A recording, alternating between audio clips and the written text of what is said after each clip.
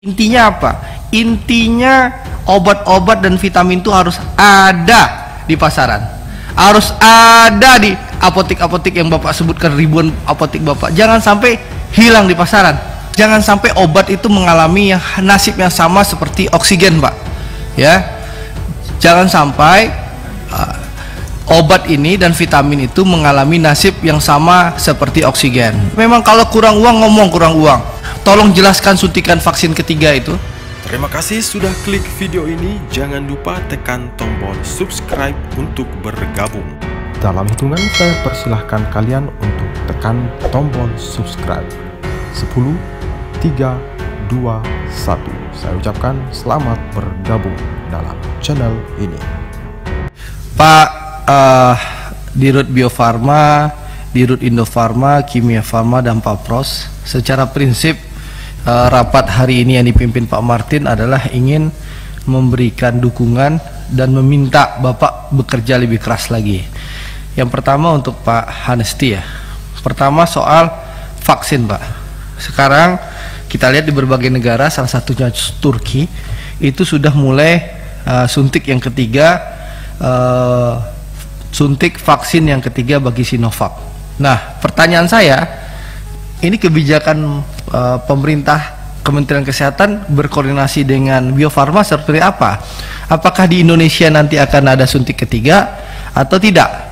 Atau mungkin saja nanti ada suntik keempat? Sehingga ini jadinya, mohon maaf Pak, jadi bisnis Sinovac kepada kita untuk meningkatkan jumlah dosis yang disuntik. Nah, ini butuh jawaban dari Bapak. Apakah nanti Indonesia akan ada suntik ketiga seperti negara lain atau tidak?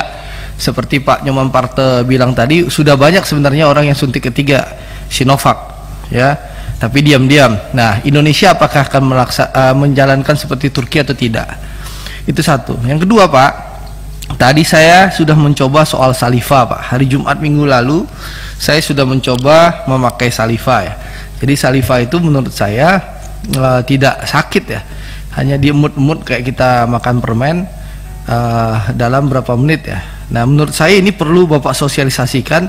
Jadi kalau ada masyarakat yang takut untuk dicolok hidungnya atau mulutnya, bisa menggunakan saliva. Nah, harapan saya tentu tadi yang disampaikan Tante Evita, harga saliva itu kalau bisa lebih murah daripada antigen, karena ini produk dalam negeri.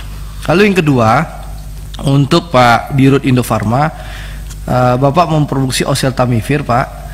Saya ingin sampaikan di seluruh apotek itu oseltamivir itu menghilang, Pak. Jadi harapan kita itu yang tadi Bapak sampaikan, produksi itu benar-benar ditingkatkan. Lalu Kimia Farma memproduksi azitromisin. Nah, azitromisin itu juga hilang di pasaran. Termasuk Pak Pros tadi, vitamin-vitamin yang gue bilang, Andre.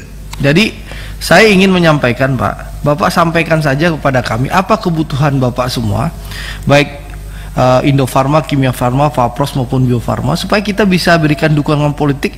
Intinya apa?